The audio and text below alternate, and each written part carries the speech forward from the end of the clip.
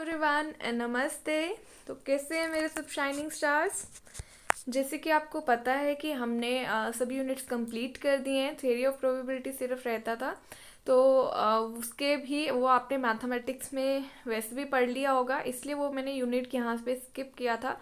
But उसके भी कुछ जो इम्पोर्टेंट एमसीक्यूज मुझे लगता है कि एग्ज़ाम में आ सकते हैं, वो मैं यहाँ पे लेके आई हूँ। ठीक है, तो ये जो आज की वीडियो है, इस पे मैंने जितने भी आपके यूनिट 1 से लेके यूनिट 10 तक जितने भी मुझे लग रहा है कि इम्पॉर्टेंट एमसीक्यूज हैं जो कि एग्ज़ाम में उस इन्हीं क्वेश्चन से रिलेटेड आ सकते हैं। ठीक है, तो जो मेरे अकॉर्डिंग मुझे लग रहा है कि ये इम्पॉर्टेंट है और मुझे ये कुछ इम्पॉर्टेंट एमसीक्यूज आपको प्रेजेंट करने चाहिए, तो आज मैं इन्हीं कुछ अराउंड अप्रोक्सीमेटली 45 एमसीक्यूज हैं जो मैं आप तक लेकर आई हूँ। और मैं उम्मीद करती हूँ कि आप इसको पढ़ें अच्छे से। तो जिन्होंने अच्छे से सभी यूनिट्स को प्रिपेयर कर लिया, जस्ट इसको एक रिवीजन दे सकते हो आपको पता चल जाएगा कि आपकी परफॉर्मेंस कहाँ आप स्टैंड कर रहे हो।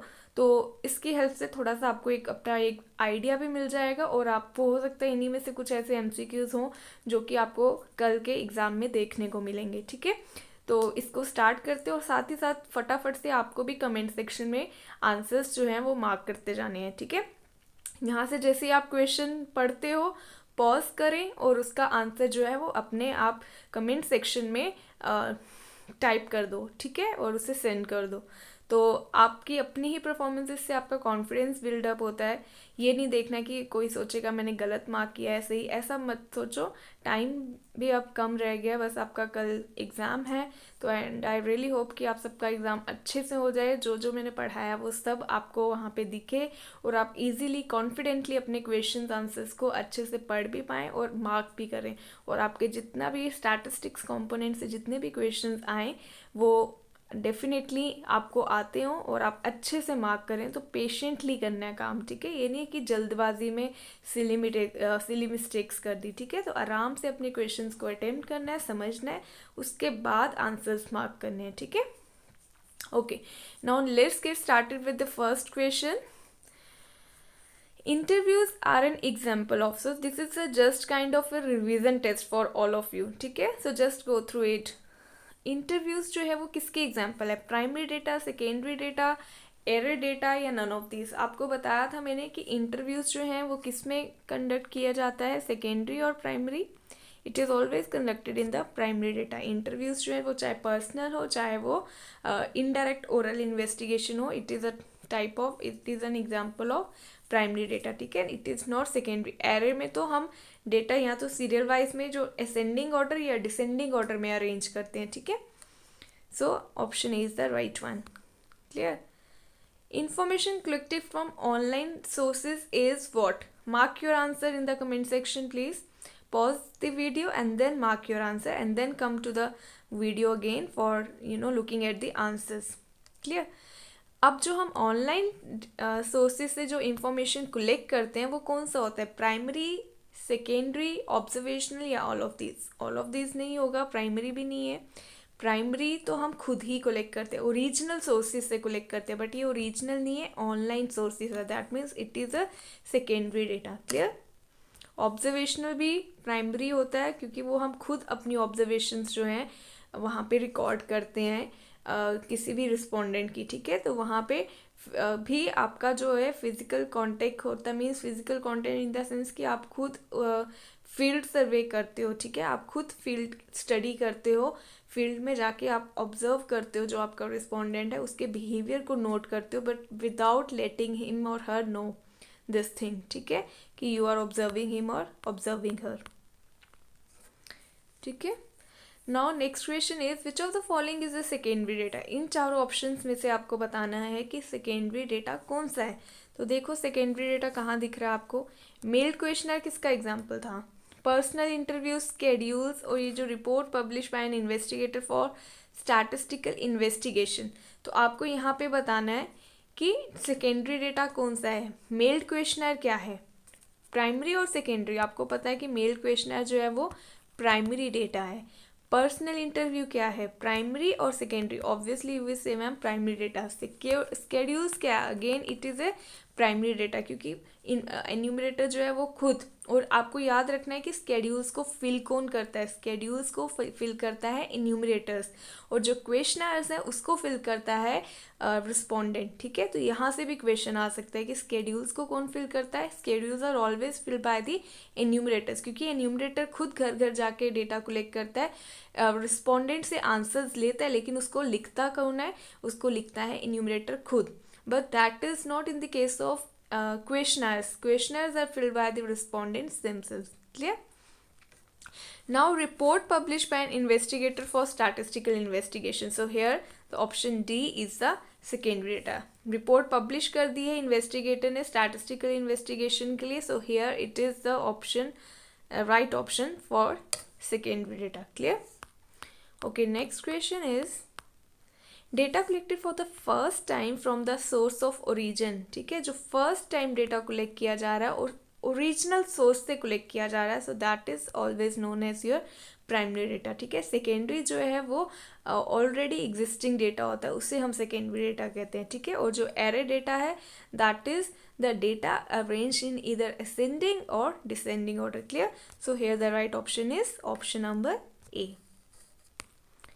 Next is data collected from publish reports is, जो भी डेटा आप चाहे वो पब्लिश रिपोर्ट से कलेक्ट करो चाहे वो अनपब्लिश रिपोर्ट से कलेक्ट करो, ठीक है, वो डेटा हमेशा कौन सा होगा? Mark your answers in the comment section please. Okay, so it is the option number A, secondary data. Clear? It is neither primary nor array.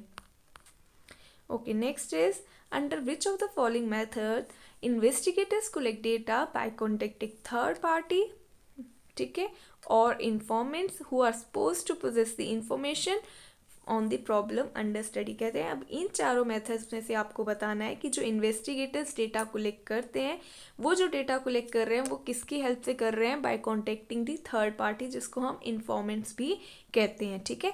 तो जिनकी हेल्प से वो डेटा कलेक्शन करते हैं, इस मेथड को हम कौन सा कहेंगे? तो आपको मैंने बताया है, जब जो इन्वेस्टिगेटर है वो रिस्पोंडेंट का डेटा किसी थर्ड पार्टी से कलेक्ट करता है, तो उस थर्ड पार्टी को हम क्या कहते हैं? ये इस मेथड को हम क्या कहते हैं? Indirect oral investigation. Clear? So option A is the right one. Mail questionnaire में तो क्वेश्चनर्स जो हैं वो मेल किए जाते हैं रिस्पोंडेंट को, ठीक है। इन्वेस्टिगेटर जो है वो मेल करता है, बाय पोस्ट सेंड करता है रिस्पोंडेंट को, और रिस्पोंडेंट फिल करके दोबारा से इनको वापस भेजते हैं। और डायरेक्ट में इन्वेस्टिगेटर डायरेक्टली रिस्पोंडेंट को फेस टू फेस कॉन्टेक्ट करके इंफॉर्मेशन कलेक्ट करता है। Clear?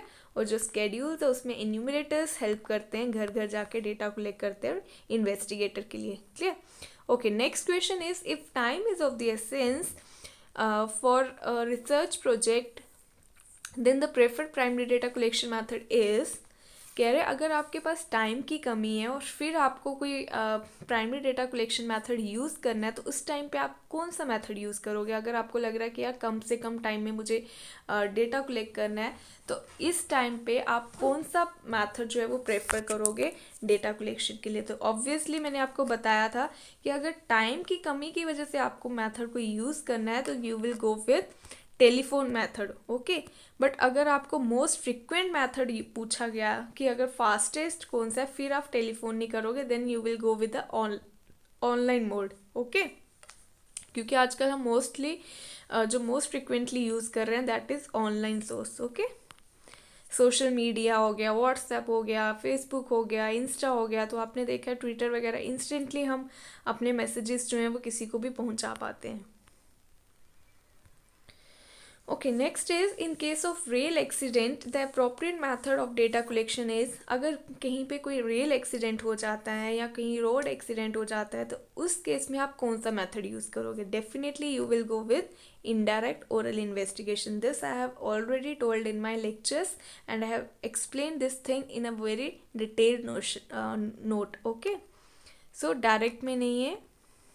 Okay, next is which of the following is an advantage of direct personal investigation? इन चार ऑप्शंस में से आपको बताना है कि डायरेक्ट पर्सनल इन्वेस्टिगेशन की एडवांटेज कौन कौन सी है, ठीक है। तो आप अपना आंसर जो है वो मार्क कर सकते हैं कमेंट सेक्शन में प्लीज़। तो देखिए, एडवांटेजेस बतानी है, मीन्स प्लस पॉइंट प्रॉस बताने हैं।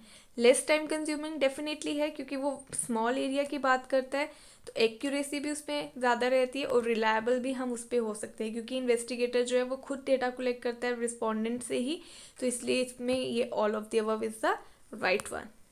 Clear? Okay, dash data are collected from published और अनपब्लिश सोर्सेज। जो पब्लिश से भी और अनपब्लिश सोर्सेज से भी डेटा कलेक्ट करते हैं वो कौन सा होगा, प्राइमरी, सेकेंडरी या both? It is always your secondary one. Clear? Okay, next is which of the following is a secondary data collection method. अब जो सेकेंडरी डेटा कलेक्शन मैथड है इन चारों में से वो कौन सा है वो बताना है आपको। क्या डायरेक्ट पर्सनल इन्वेस्टिगेशन सेकेंडरी है, इनडायरेक्ट ओरल सेकेंडरी है, क्वेश्चनर सेकेंडरी है या नन ऑफ दीज? ये तीनों जो मेथड्स हम बात कर रहे हैं, all these are your primary data collection methods. Okay, ये प्राइमरी डेटा कलेक्शन मेथड्स हैं, तो so option D is the right one, none of this is the right one. Clear? Okay, which of the following is the merit of a good questionnaire. अब एक अच्छे questionnaire की क्या इनमें से plus point क्या है, मेरिट क्या है? क्या वो प्रॉपर ऑर्डर में नहीं होना चाहिए, क्या इनवैलिड क्वेश्चंस होने चाहिए, क्या डिफ़िकल्टी होनी चाहिए, उसमें कम से कम क्वेश्चंस होने चाहिए, लेस नंबर ऑफ क्वेश्चंस होने चाहिए, प्रॉपर ऑर्डर में नहीं होना चाहिए तो गलत हो गया, इनवैलिड क्वेश्चंस भी नहीं होने चाहिए, कह रहे हैं कि इनवैलिड क्वेश्चंस उसमें होने चाहिए, मतलब ये मेरिट के अकॉर्डिंगली बता रहा है। तो क्या इनवैलिड क्वेश्चंस होने चाहिए? नहीं। क्या डिफ़िकल्ट होना चाहिए? नहीं, बिल्कुल नहीं, उसमें कम से कम क्वेश्चंस होने चाहिए। तो ऐसा भी नहीं है कि 15 to 20 क्वेश्चंस होने चाहिए, 5 to 15 होने चाहिए, नहीं, एज मिनिमम एज पॉसिबल, ये भी याद रखना, it is very much important. Okay, next is the question to know, did that make the cake today. क्या डैड ने ही केक आज बनाया था, did dad make the cake today is, ये जो क्वेश्चन इन्होंने यहाँ पे पूछा है ये किसका एग्जाम्पल हो सकता है? अब आपको देखो, अगर मैं क्वेश्चन ये पूछूँ did dad make the cake today, you will give the answer in what, इधर you will say ma'am yes और नो। ठीक है, सो येस और no is a type of what, open ended और क्लोज एंडेड क्वेश्चन। अच्छे से मैंने detail में बताया है, पढ़ाया है क्लास में, तो you will say ma'am it is a type of close ended question. ठीक है, ओपन एंडेड में you are giving me the free response in whatever way you want to, in you can express yourself freely, ठीक है, in your own words, so that is not the example, so here it is the example of close ended question. Clear? Okay, next is which one of the following is not the principle in the construction of a questionnaire. अब इसमें आपको बताना है जो principal नहीं है जब हम क्वेश्चनर को कंस्ट्रक्ट करते हैं, तो नॉट पे फोकस करना है अच्छे से आपको। अवॉइड डबल नेगेटिव को क्या अवॉइड करना चाहिए? डेफिनेटली करना चाहिए। क्या हमें मल्टीपल आइटम्स को अवॉइड करना चाहिए सो दैट कि हम एक सिंगल कॉन्स्ट्रक्ट को ही मेज़र कर पाएँ? ठीक है, इसको हम होल्ड पे रखते हैं। क्या हमें लीडेड और लोडेड क्वेश्चंस को नहीं पूछना चाहिए? डेफिनेटली नहीं। जो एक गिवन डायरेक्शन में मतलब पहले ही मुझे एक क्लू मिल जाए कि भाई मुझे आंसर किस डायरेक्शन में देना है, तो इस तरह के क्वेश्चंस भी नहीं पूछने मुझे। ऐसे क्वेश्चंस भी नहीं पूछने चाहिए कि जो पर्सनल जो सेंटिमेंट्स को रिस्पोंडेंट की हर्ट करे। पर्सनल इंटीमेट क्वेश्चंस नहीं पूछने चाहिए मुझे। डबल बैरल क्वेश्चन भी नहीं पूछने चाहिए कि भाई आधा क्वेश्चन जो है वो येस में जा रहा है, आधा क्वेश्चन जो है वो नो में जा रहा है, कि मैंने डबल ऑप्शन दे दिए हैं। डबल मतलब दो क्वेश्चंस मैंने एक ही क्वेश्चन में पूछ लिए। हो सकता है हाफ क्वेश्चन का आंसर जो है मेरा येस हो, half question do you smoke cigarette और एंड सिगार। हो सकता है मैं सिगरेट स्मोक करती हूँ बट मैं सिगार नहीं करती हूँ, तो अब मेरे को या तो येस कर दूंगी या तो दोनों में ही नो कर दूंगी। ठीक है, तो ये हो गया डबल बैरल क्वेश्चन मुझे नहीं, तो डेफिनेटली ये भी ऑप्शन नहीं है, तो ये भी नहीं आएगा। फर्स्ट ऑप्शन भी कट गया, तो आपके पास एक ही ऑप्शन बचा, दैट इज बी। ये कह रहा है कि हमें मल्टीपल आइटम्स को अवॉइड करना चाहिए, बल्कि हमें अवॉइड नहीं करना चाहिए, यूज़ करना चाहिए। आपको मैंने बताया था कि सिंगल कॉन्स्ट्रक्ट को मेज़र करने के लिए हमें क्रॉस चेक वाले क्वेश्चंस डालने चाहिए ना, मल्टीपल आइटम्स डालने चाहिए, सो दैट कि मैं इंपॉर्टेंट क्वेश्चंस को चेक कर पाऊँ कि क्या मेरा रिस्पोंडेंट कॉन्शियसली अटेम्प्ट कर रहा था या ऐसे ही रेंडमली उसने कुछ भी मार्क कर दिया। ठीक है, so option B is the right one. Clear? Okay, next is pre testing the questionnaire is called as. जो हम प्री टेस्टिंग करते हैं क्वेश्चनर की, उसे हम क्या कहते हैं? ये भी मैंने बताया। प्री टेस्टिंग मीन्स जब हम पायलट स्टडी करते हैं। So it is a pilot survey. Robo survey कोई ऐसी टर्म नहीं है, फील्ड स्टडी नहीं कहते, नन ऑफ दीज भी नहीं आएगा। पायलट सर्वे कहते हैं हम, क्योंकि हम फाइनल रिस्पॉन्डेंट्स को अपना डेटा भेजने से पहले हम पहले एक टीम, एक अच्छी जो मतलब एक वैसी टीम जो other than the final respondents है उसे सिलेक्ट करते हैं, उनके पास अपने जो क्वेश्चनर है उनको हम भेजते हैं, सो दैट कि वहाँ से मुझे फीडबैक मिले कि क्या मेरे क्वेश्चनर में कुछ इम्प्रूवमेंट चाहिए, कुछ प्लस, कुछ माइनस, कुछ निकालना है, कुछ इंपॉर्टेंट डेटा ऐड करना है, या कुछ इररेलेवेंट डेटा हटाना है, कुछ लोडेड क्वेश्चंस डाल दिए या कुछ लीडेड है जिनको मुझे रिमूव करना चाहिए। तो इस तरह का फीडबैक वो मुझे देते हैं। So that is known as pilot study. ठीक है, so pre testing the questionnaire को ही हम पायलट स्टडी कहते हैं। Okay, next is simple alternative and MCQs questions जो हैं ये किसका एग्जांपल है? These are what? Closed ended और ओपन एंडेड। सिंपल ऑल्टरनेटिव हो गया मीन्स जिसके दो ही ऑप्शन है। ठीक है, एमसीक्यूज हो गया मल्टीपल चॉइस क्वेश्चन, जो कि आपका जैसे ये फाइनेंस अकाउंट असिस्टेंट एग्जाम जो कल आपका आने वाला है, इसमें क्या है, कौन से टाइप का क्वेश्चन पेपर है ये? मल्टीपल चॉइस, आपके पास 4 ऑप्शंस हो सकते हैं, 5 हो सकते हैं। ठीक है, so both these types are the examples of what? Closed ended questions. ठीक है, so it is not a open ended. और ये जो क्वेश्चन है ये अभी पीछे जो आपका जीएसए के एग्जाम्स हुए थे वहाँ पे भी इस तरह के क्वेश्चंस आए थे। So it is important from the examination point of view. Clear? Okay, next is general tables of data use to show data in orderly manner is called as. जो जनरल टेबल्स होते हैं जो use किए जाते हैं, ठीक है, orderly manner में, उसे हम क्या कहते हैं? उसे हम, मैंने आपको बताया था, रिपोजिटरी टेबल्स कहते हैं। ठीक है, क्लासिफिकेशन टेबल्स या repository tables. Okay, type of cumulative frequency distribution in which class intervals are added in top to bottom order. Cumulative frequency distribution की हमारे पास 2 टाइप्स थी, एक थी लेस देन, है ना, और दूसरी थी मोर देन। अगर आपको याद हो तो less than and more than type. ठीक है, क्यूमुलेटिव फ्रीक्वेंसी डिस्ट्रीब्यूशन की 2 टाइप थी, less than cumulative frequency distribution type and more than cumulative frequency distribution type. ठीक है, लेस देन में जो क्यूमुलेटिव फ्रीक्वेंसीज होती है, जो क्लास इंटरवल्स होते हैं, वो टॉप टू बॉटम ऑर्डर होते हैं, और जो मोर देन टाइप थी उसमें क्यूमुलेटिव फ्रीक्वेंसी जो उसमें जो ऑर्डर होता है वो बॉटम टू टॉप होता है। ठीक है, तो ये आपको याद रखना है, लेस देन में टॉप टू बॉटम और मोर देन में बॉटम टू टॉप। तो इन बोथ वेज ये क्वेश्चन आ सकता है, तो आपको ये याद रखना है। ठीक है, तो यहाँ पे कौन सा ऑप्शन होगा? Option B is the right one. ठीक है, तो मोर देन नहीं होगा, मोर देन में बॉटम टू टॉप आना है आपको। क्लियर? तो ये तो आपको मैंने पढ़ाया ही नहीं है, तो ये ऑप्शंस पहले ही कट हो गए। Clear? Next is classification of data on the basis of geographical basis. अगर हम जियोग्राफिकल बेसिस के हिसाब से देखें तो वो उस क्लासिफिकेशन को हम क्या कहेंगे? Geographical means space, means location के अकॉर्डिंगली। तो लोकेशन के अकॉर्डिंगली कौन सा मैच कर रहा है यहाँ पे?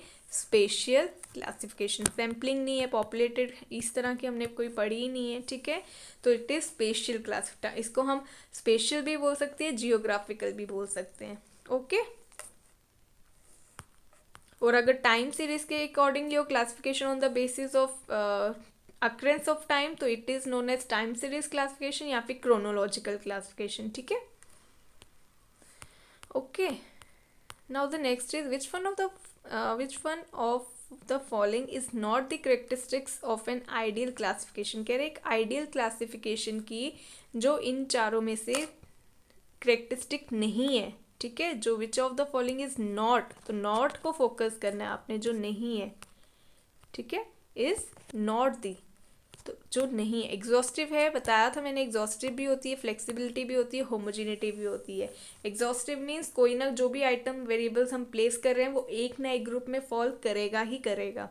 फ्लेक्सिबिलिटी बताता है कि भाई हमारी क्लासिफिकेशन इस तरह से होनी चाहिए कि अगर कुछ और एडिशंस करनी पड़े मुझे, वो भी मैं इजीली सेम क्लासिफिकेशन में कर पाऊँ। ठीक है, होमोजिनिटी कहता है कि भाई सेम सिमिलर ग्रुप्स जो है ना, सिमिलर आइटम्स जो है वो एक एक ग्रुप में ही फॉल किए जाते हैं, और जो डिसिमिलर है वो दूसरे ग्रुप में एग्जिस्ट करते हैं। ठीक है, अरेंजमेंट ऑफ फ्रिक्वेंसीज हमने ऐसा कुछ नहीं पढ़ा है, so clearly odd even out करके भी हमारा ऑप्शन डी ही निकल रहा है। ओके,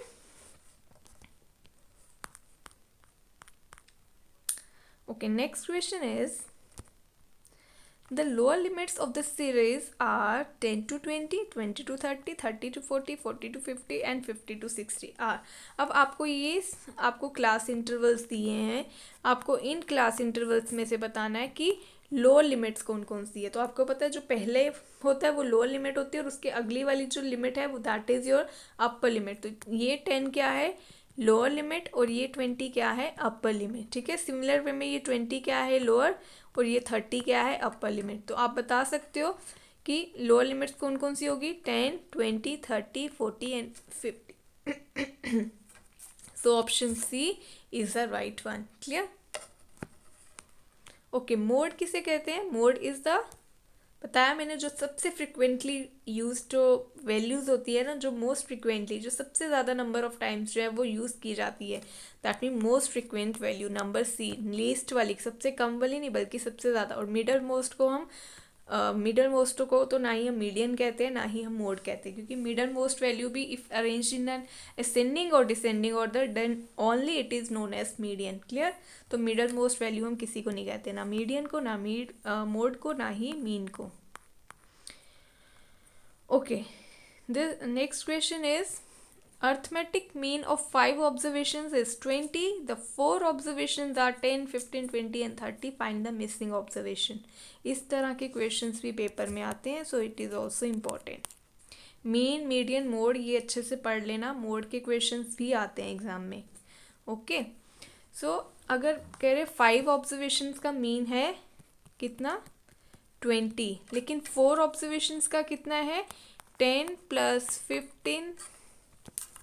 ओके, 20 मीन्स आपके पास 20 जो है मीन इज इक्वल्स टू 10 + 15 + 20 + 30। तो आपको मिसिंग ऑब्जर्वेशन बतानी है। तो टोटल कितनी ऑब्जर्वेशन, 5। तो मिसिंग कैसे निकलेगी, प्लस x कर लो आप। ठीक है, तो इसको सॉल्व करोगे तो आपका आंसर आ जाएगा 100 इज इक्वल्स टू, ये इधर चला गया 100 इज इक्वल्स टू, अगर आप इन सबको प्लस करो 20, 30, 40, 45, 50, 75 है ना, 100 इज इक्वल्स टू 75 + x। तो 100 - 75 कितना हो गया, 25। तो 100 - 75 इज इक्वल्स टू x, और x इज इक्वल्स टू 25, ये हो जाएगा ना। तो option C is the right one. Clear? इस तरह से आपको करने हैं ये क्वेश्चंस, ये आ सकते हैं एग्जाम में। Okay, next is what will be the new mean if it is known that for a group of 10 students scoring an average of 60 marks the best paper was wrongly marked 80 instead of 70। देखो आ गया ना, wrongly mark कर दिया उसको 80, जबकि होना क्या चाहिए था, 70।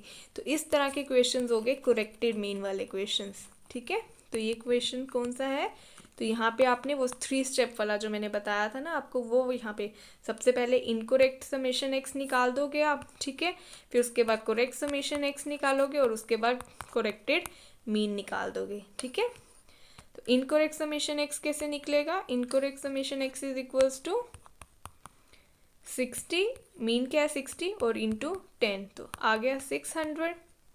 अब 600 में आपने क्या करोगे, अब करेक्ट समेशन x निकालना है, करेक्ट में 600 माइनस, जो रिमूव करना उसे माइनस, जो ऐड करना उसे प्लस। ठीक है, जिसको हटाना है, जो रॉन्ग आइटम है ये रॉन्ग आइटम, इसको माइनस कर दो, ये ऐड करना है, इसे प्लस कर दो। ठीक है, सो 670 - 80 इज इक्वल्स टू 590। ओके, 590 हो गया। अब मुझे करेक्ट मीन निकालना है, तो correct mean is equals to correct summation x divided by number of observations कितनी थी, 10। तो इसको सॉल्व कर लो, तो this is equals to 59। So here option B is the right one. समझ आ रहा है आपको? इस तरह के क्वेश्चंस इंपॉर्टेंट है, so mark this question as also important. Okay, the number of classes for 6 attributes is, जो 6 अगर एट्रीब्यूट्स हम लेते हैं तो उसमें अगर हमें number of classes find out करनी पड़े तो क्या होंगी। तो नंबर ऑफ क्लासेस के लिए आपको फॉर्मूला याद है ना।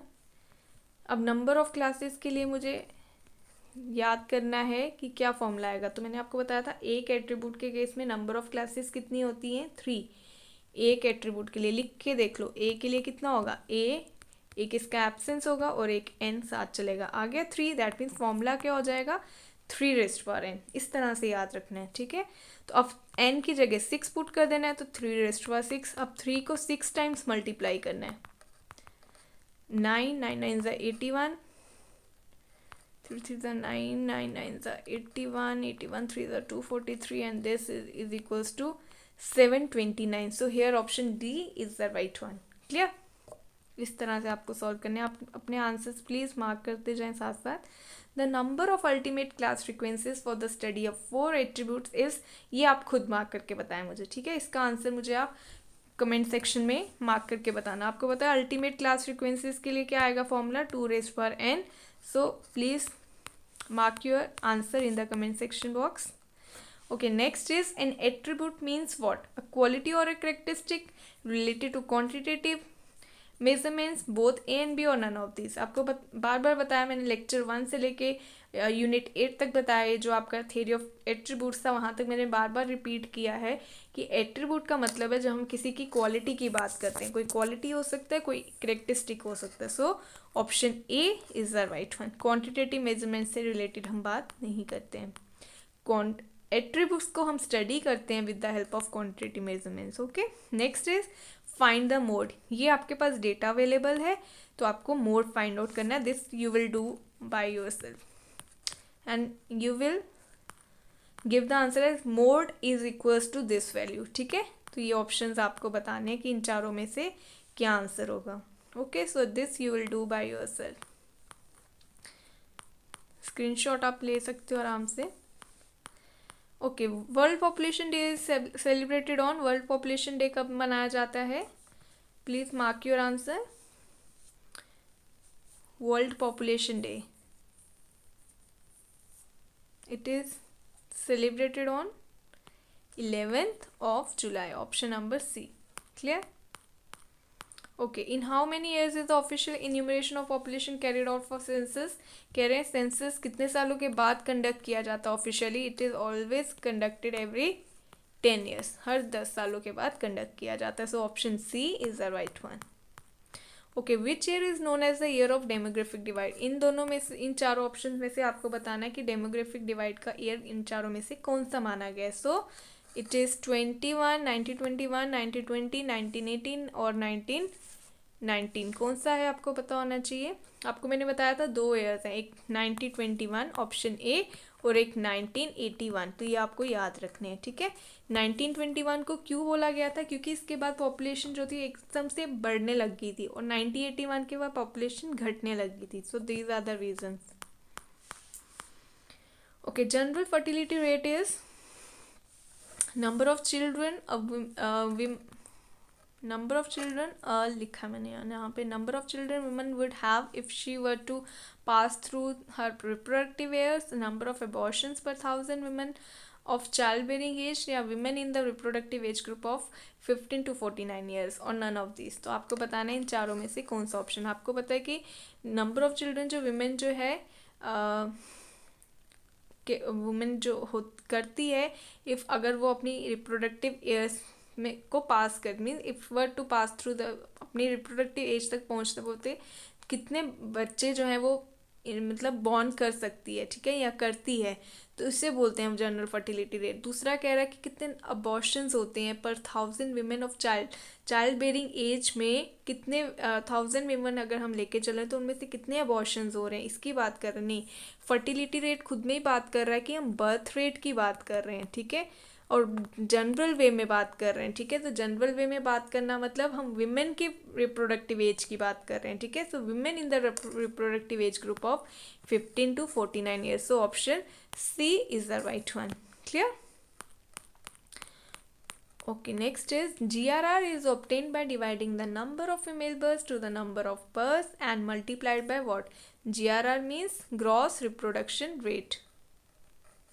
Okay, तो ग्रॉस रिप्रोडक्शन रेट क्या कहता है? फीमेल बर्थ्स को डिवाइड कर दो किसके? टोटल नंबर ऑफ बर्थ्स के साथ, और उसको मल्टीप्लाई करते हैं हम टोटल फर्टिलिटी रेट के साथ। So option C is the right one. Clear? What does infant mortality mean? Infant means जो बच्चे होते हैं, मोर्टेलिटी मीन्स डेथ रेट हो गया, ठीक है ना। तो इन्फेंट वो वाले जो बिलो 1 ईयर वाले, ठीक है, बिलो 1 ईयर वाले, दैट मीन वो डेथ नंबर ऑफ डेथ जो कि 1 ईयर से बिलो में ही हो जाती हैं बच्चों की, ठीक है। So the number of death per 1000 live births of children under the 1 year of age, number of children under the 5 years नहीं, और 6 months में भी नहीं आएगा, और below the under the age of 3 years भी नहीं आएगा. So the right option is option number A. Clear? Okay, next is what is B in the crude birth rate formula? CBR is equals to B upon P. Crude birth rate आप mark करके बताइए मुझे. Option A होगा, B, C और D. Total birth for a given area and year, या total deaths होगा, या total population होगा, या फिर total child for a given area and year. Please mark your answer. लिखिएगा CBR is equals to option A, B, C और D. Okay, मुझे पता चल जाएगा ना कौन से क्वेश्चन का आंसर मार्क किया आपने. Okay, next is theoretically the best average in the construction of index numbers is. अगर थ्योरेटिकली देखा जाए, प्रैक्टिकली की बात नहीं कर रहे हैं यहाँ पे हम, थ्योरेटिकली अगर देखा जाए तो बेस्ट जो एवरेज है इन the construction of index numbers, that is always your geometric mean. ठीक है, थ्योरेटिकली. बट अगर प्रैक्टिकली देखा जाए, क्योंकि थ्योरेटिकली जो ये जो इंडेक्स नंबर को अगर हम ज्योमेट्रिक मीन को कैलकुलेट करते हैं तो ये बहुत ही ज़्यादा वास्ट रहता है, तो इसलिए हम इसको नहीं यूज़ करते. अगर लेकिन प्रैक्टिकली देखा जाए तो हम अर्थमेटिक मीन को ही यूज़ करते हैं. बट इसलिए आपने क्वेश्चन में देखना है कि वो प्रैक्टिकली पूछ रहा है या थ्योरेटिकली पूछ रहा है. इफ़ इट इज़ को asking theoretically then you will mark geometric mean. If it is asking you practically, ठीक है, तो practically it is arithmetic mean. Clear? Okay, quantity index numbers is use to. Quantity index numbers जो हैं, जो मैंने आज ही आपको ये यूनिट पढ़ाया है, क्वांटिटी इंडेक्स नंबर्स क्यों यूज़ किए जाते हैं? ये यूज़ किए जाते हैं change in the rate of goods, no. Change in the number of goods, no. Change in the volume, क्योंकि मैंने बताया था ना क्वांटिटी ऑफ गुड्स की बताता है, फिजिकल क्वांटिटी ऑफ गुड्स की. So option C in the C is the right. Measuring change in the quantity of goods, measuring change in the volume और क्वांटिटी ऑफ गुड्स. ठीक है, so option C is the right one. आपको most appropriate check करना होता है. Clear? Okay, next is wholesale price index numbers किस पे depend करता है? Wholesale price index number means जो होलसेल प्राइजेस पे डिपेंड करता है. ठीक है, दैट मीन्स होलसेल क्वांटिटी आएगा या होलसेल कंज्यूमर आएगा, होलसेल प्राइजेस ऑफ गुड्स आएगा, होलसेल. देखो यहीं से प्राइस इंडेक्स से ही पता चल गया कि भाई इसमें जो चेंजेस होने वाली है वो प्राइजेस में चेंजेस होने वाली है in the current period over the base.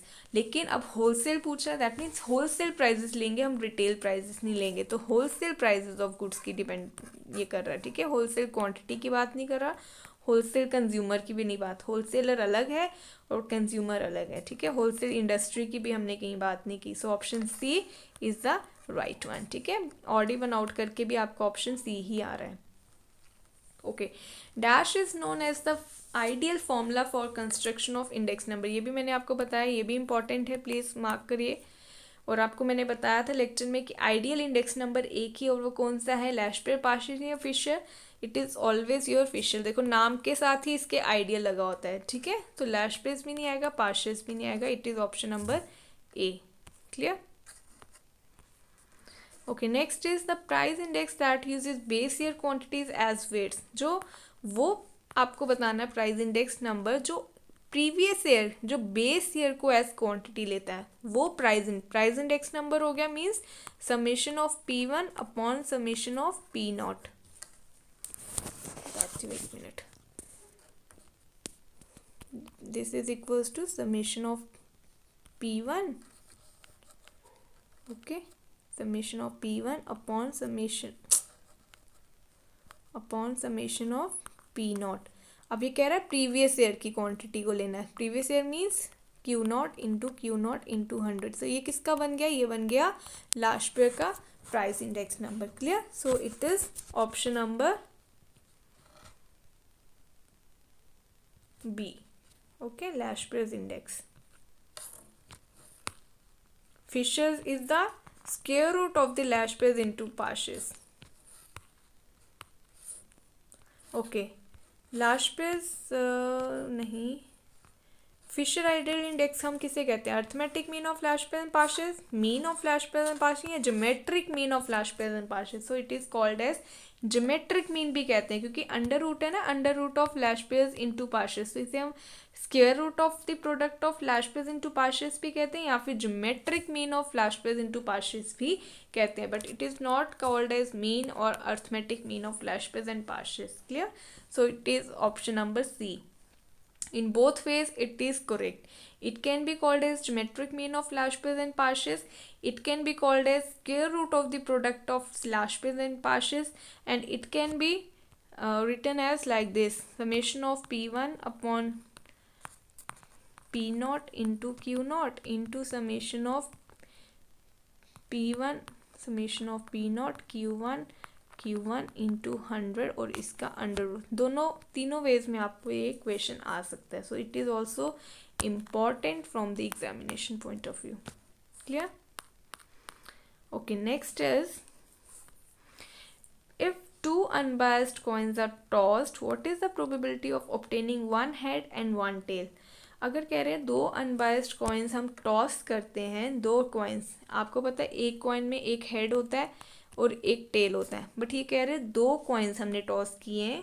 ठीक है, तो what is the probability that one head and one tail is coming? तो आपको अगर इस तरह के क्वेश्चंस आए ना, ये प्रोबेबिलिटी के क्वेश्चंस है, तो पहले आपको पता होना चाहिए प्रोबेबिलिटी क्या होती है. प्रोबेबिलिटी मीन्स आपके जो भी इवेंट्स हैं उसके अक्रेंस, उसके होने के कितने चांसेस हैं. ठीक है, द अक्रेंस ऑफ इवेंट्स. ठीक है, the chances of the occurrence of the events. ठीक है, तो कोई भी इवेंट अकर होने के, जैसे मैं बोलूँ कि बारिश होने के ना आज मुझे 60% चांसेस लग रहे हैं, मीन्स 60% प्रोबेबिलिटी है. So chances of the occurrence of an event is known as probability. Okay, so probability is equals to favourable events, same way favourable events divided by total number of events. ठीक है, सो P upon Q, आप जो भी आप जैसे भी लेके चलते हो. ठीक है, और इसकी वैल्यू भी हमेशा 0 से 1 के बीच में लाई करती है. ठीक है, अब यहाँ पे क्या है, कहाँ गया? ओके, अब यहाँ पे कॉइन्स की बात कर रहा है, तो जब यहाँ पे कॉइन्स के क्वेश्चन आए ना, आपने फटाफट से क्या करना है, ट्री डायग्राम बना लेनी है. ठीक है, ये मैं आपको बता रही हूँ क्योंकि मेन इसी तरह के क्वेश्चन आते हैं. अगर प्रोबेबिलिटी के आए, वैसे तो कम ही है, लेकिन अगर आए तो इसी तरह के आए, या कार्ड्स का क्वेश्चन आता है या कॉइन का क्वेश्चन आता है. ठीक है, तो आपने क्या करना है, पहले ट्री, इसको बोलते हैं ट्री डायग्राम. ठीक है, ये शॉर्टकट फॉर्मूला है जिसकी हेल्प से आपका कभी भी क्वेश्चन गलत नहीं होगा. देखो 1 कॉइन है तो 1 के कितने आएंगे, एक हेड होता है और एक टेल होता है. ठीक है, लेकिन यहाँ पे कितने कॉइन्स बोला है उन्होंने, 2. अब मैं फिर से क्या करूँगी, इसके बनाऊँगी 2, एक हेड और टेल. अब इसका भी बनाऊँगी हेड और एक बन गया टेल, हो गए 2. एक यहाँ से ये एक हो गया कॉइन और ये वाला मिला के मेरे 2 कॉइन्स हो गए. ठीक है, तो यहाँ से मेरे ये सारे आउटकम्स, अब इसके आउटकम्स कैसे मैंने मार्क करने हैं, इसके आउटकम्स मैं इन दोनों को कंबाइन करूँगी. ठीक है, मैं यहाँ से दूसरा पेन लेती हूँ सो दैट कि आपको पता चले. अब मैंने क्या करना है, इन दोनों कॉम्बिनेशंस को कंबाइन करना है, HH. अब इसको और इसको क्या आ गया, H टेल. अब अगेन इसको और इसको क्या होएगा, टेल हेड, और इसको क्या बन गया, टेल टेल. तो ये मेरे पास 4 कॉम्बिनेशन आ गए. दैट मीन 2 कॉइन्स टॉस करूँगी तो ये 4 कॉम्बिनेशंस मुझे मिलेंगे. 3 कॉइन्स होता अगर यहाँ पे, फिर मैं इसका भी हेड और टेल करती जाती, इसका भी हेड टेल, इसका भी हेड टेल. ठीक है, इस तरह से फिर मैं तीनों को लेके चलती, इसके जितने भी कॉम्बिनेशन बन रहे हैं. ठीक है, इस तरह से ये वर्क करता है. समझ आ रहा है आपको? ओके, तो यहाँ पे मेरे पास कॉम्बिनेशंस कौन कौन सा बना था, head head, head tail, tail head, tail tail, ये 4 कॉम्बिनेशन बने. अब इन्होंने बोला what is the probability of obtaining 1 head and 1 tail, means जहाँ पे 1 हेड भी हो और 1 टेल भी हो. देखना आपको इन चारों ऑप्शंस में से 1 हेड और 1 टेल कहाँ कहाँ लाई कर रहा है. देखो जल्दी से बताओ आंसर. 1 हेड यहाँ पे है, 1 हेड 1 टेल नहीं, यहाँ पे दोनों हेड है. यहाँ पे है 1 हेड 1 टेल नहीं, यहाँ पे भी दोनों टेल्स हैं. ठीक है, तो दैट मीन 1 हेड और 1 टेल है इन 2 ऑप्शंस में. तो फेवरेबल कितने हो गए, P कितने हैं, P मीन्स फेवरेबल और Q मीन्स आपके टोटल नंबर. तो फेवरेबल कितने आ गए, 2 और टोटल कितने थे 4, so 2/4, so option B is the right one. Clear? 2/4 भी लिख सकते हो आप, या फिर आप 1/2, 1/2 ऑप्शन में नहीं है, that means 2/4 is the right one. Clear? इस तरह से आपको करने हैं। फिर से बताती हूँ, 1 कॉइन है तो 1 हेड और आ गया, ठीक है। 1 कॉइन का आ गया एक हेड और एक टेल। 2 कॉइन्स है, इसको दोबारा एक्सटेंड कर लो, 1 हेड टेल, यही लिखना है आपने, हेड और टेल। अगर 3 कॉइन्स होते इसको दोबारा से हेड और टेल, फिर इसको भी हेड टेल, फिर इसको भी हेड टेल, इसको भी हेड और टेल। अब कॉम्बिनेशन बनाने हैं, कैसे बनेंगे? अब तीनों को लेके चलोगे आप, ठीक है। तो ये आपके लिए बोल रही हूँ, ये आगे तीनों एच एच एच, ठीक है। फिर ये H tail tail, H tail tail, फिर से ये एच एच एच, ठीक है। इस तरह से आपको बनाने हैं, ओके। तो ये आपको अच्छे से करने हैं। तो इस तरह से आप एच टेल एच, फिर एच टी टी, इस तरह से करोगे, फिर tail this tail tail this. तो इस तरह से आपको ये पूरे इसके आपको 8 कॉम्बिनेशंस बन जाएंगे, ठीक है। Okay, next question is a single letter is selected at random from the word particular, so probability that it is a vowel. Vowel पता है ना आपको, AEIOU, ठीक है। तो अब सिंगल लेटर हमने सेलेक्ट किया है एट रैंडम इस वर्ड में से, तो बताओ कि वो क्या प्रोबेबिलिटी है कि वो वॉवल होगी, ठीक है। तो आपको देखने कितने वॉवल्स है इसमें, 1 A 2 3 और A रिपीट हो रहा है, दैट मीन कितने वॉवल्स हैं 4, और टोटल आउटकम्स कितने हैं 1 2 3 4 5 6 7 8 9 10, दैट मीन्स 10। तो 4 आउट ऑफ 10 जो है आपका 4 आउट ऑफ 10, यहाँ पे ऑप्शन जो है वो मार्क गलत हो गया, this is not 4 out of 11, this is 4 out of 10, so option C is the right one, ठीक है। यहाँ पे 11 की जगह वो 10 है, वो बाय मिस्टेक 11 हो गया, ठीक है। सो 4 1 2 3 4 5 6 7 8 9 10, यस 4 आउट ऑफ 10। तो टोटल नंबर ऑफ केसेस कितने हैं 10, और फेवरेबल कितने हैं 4, वॉवल्स कितने हैं 4 है ना इसमें, इसलिए। Okay, next question is the probability that a card is drawn from a pack of 52 cards and probability that a card drawn from a pack of it will be a diamond या फिर वो king है।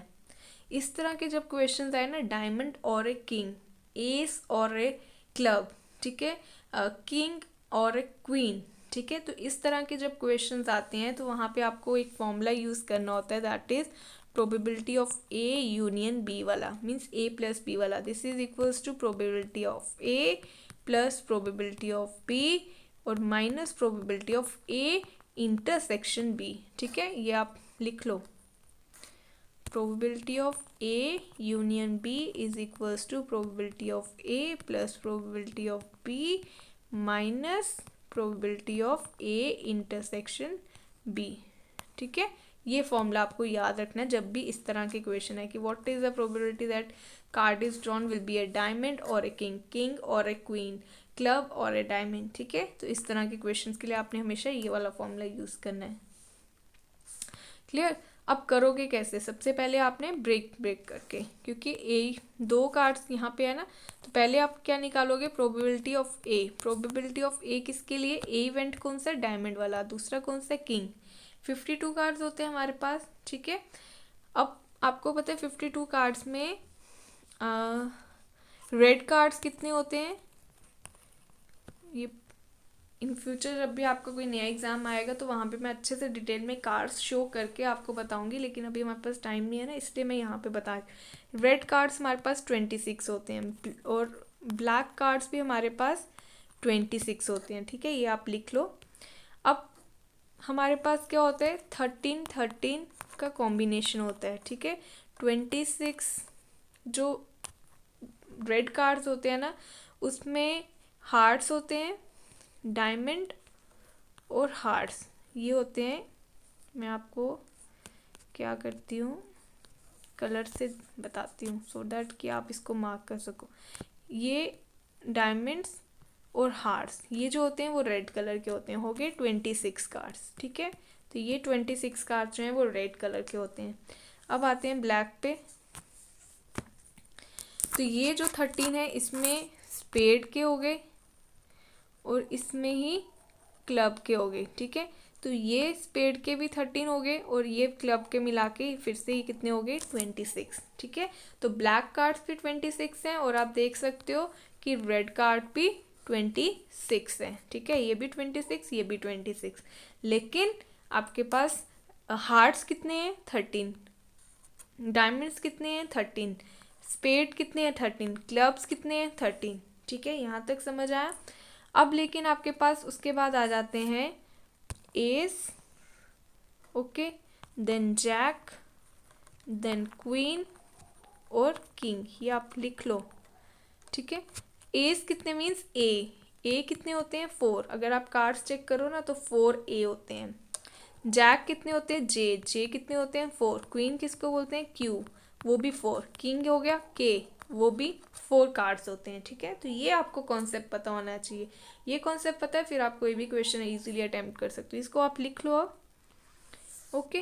तो अब ये कह रहे हैं कि क्या प्रोबेबिलिटी है कि जो 52 कार्ड्स में से एक कार्ड हमने निकाला वो या डायमंड होगा या किंग होगा। अब आपको देखने हैं डायमंड कितने हैं, फेवरेबल डायमंड्स कितने आ रहे हैं, ठीक है। तो फेवरेबल डायमंड्स कितने हैं, प्रोबेबिलिटी ऑफ ए क्या आ जाएगा, फेवरेबल डायमंड्स कितने हैं, कितने डायमंड बताए मैंने आपको 26 ना, सो 26 ओके बाय 52, ओके। उसके बाद किंग कितने हैं, किंग थे 4, सो 4 और टोटल कार्ड्स कितने हैं 52, ठीक है। उसके बाद कॉमन कितने हैं, अब कितने डायमंड जो है वो किंग हो सकते हैं अब, ठीक है।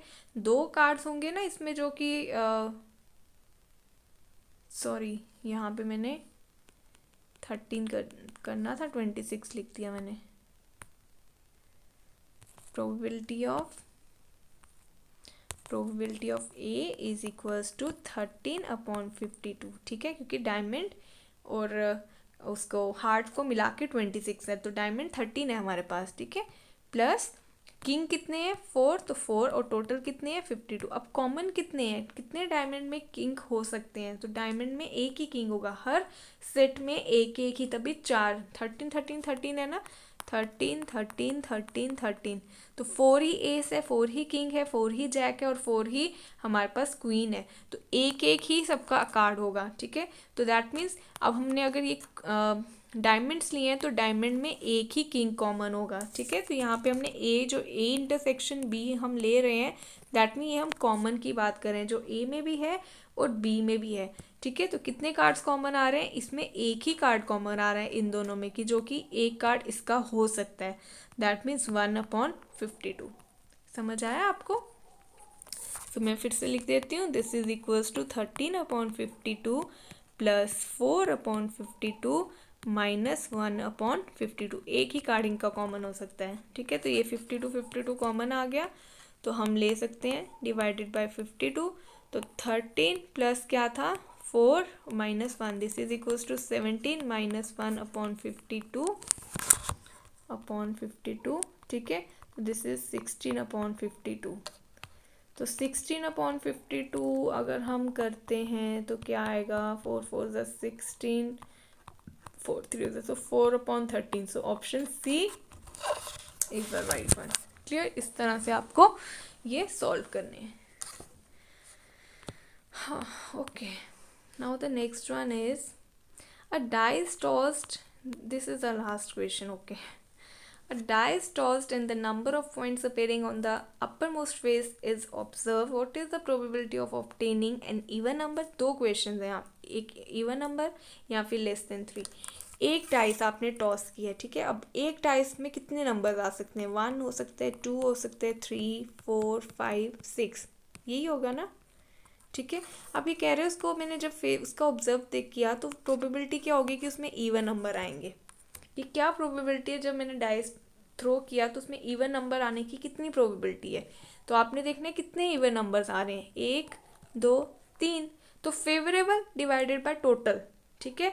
फेवरेबल कितने हो गए 1 2 3 और टोटल कितने हैं 6, तो दैट मीन आंसर क्या हो गया मेरे पास 3/6। 3/6 देखना आपने सबसे पहले कहाँ लाई कर रहा है, कहीं यहाँ लाई कर रहा है, यहाँ कर रहा है, यहाँ कर रहा है, नहीं, सिर्फ ऑप्शन ए में लाई कर रहा है। तो इस तरह से भी आपको सही आंसर पता चल जाता है बिना दूसरे क्वेश्चन को सॉल्व किए, ठीक है। लेकिन हमें वो भी चेक करना है। अब लेस देन 3 किसने में आएगा, 1 2 3 4 5 6। अब ये कह रहे हैं कि क्या प्रोबेबिलिटी है कि उसमें जो नंबर आया वो 3 से कम है, इक्वल्स टू 3 नहीं है बल्कि 3 से कम है। तो 3 से कम मतलब 3 वाला भी हम नहीं लेंगे, यहाँ वाले आइटम्स हम लेंगे नहीं, हम सिर्फ लेंगे 3 से कम वाले। तो वो कितने हैं, 2 ही आइटम्स आ रहे हैं। सो 2 और कितने हैं आइटम, टोटल नंबर ऑफ कितने हैं, 6। तो 2/6। तो अब आ गया ना ऑप्शन ए में, ऑप्शन ए में 3/6 भी आ गया, 2/6 भी आ गया। क्लियर। तो ये थे कुछ इंपॉर्टेंट क्वेश्चंस जो कि मुझे लग रहा है कि एग्जामिनेशन में आ सकते हैं।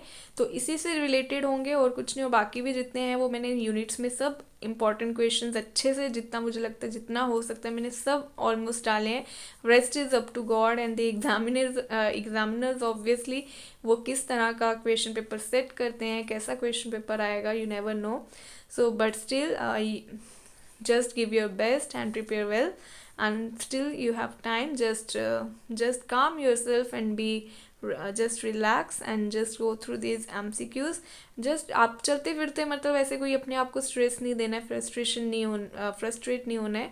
आराम से चलते फिरते वॉइस इसके जो है इसको हाई मोड पे लगाओ और इसको सुनो चलते फिरते, और आपके देखो ऐसे ही रिवाइज हो जाएंगे, ठीक है। तो इसको रिवाइज करो and I'm wishing you all the best for your exam. Prepare well and don't worry about the exam. just अपने एग्ज़ाम से पहले ही अपने टाइम से पहले जाइएगा, जो भी आपके सेंटर्स है उसको अच्छे से चेक कर लो, अपने ID कार्ड्स, अपने एडमिट कार्ड, सब कुछ अच्छे से, अपना सैनिटाइज़र, अपना जो भी है अपने मोबाइल्स वगैरह को घर छोड़ के जाइएगा, अच्छे से अपना एग्ज़ाम दीजिएगा। All the very best. So this is all about the whole journey of this statistics. So thank you very much.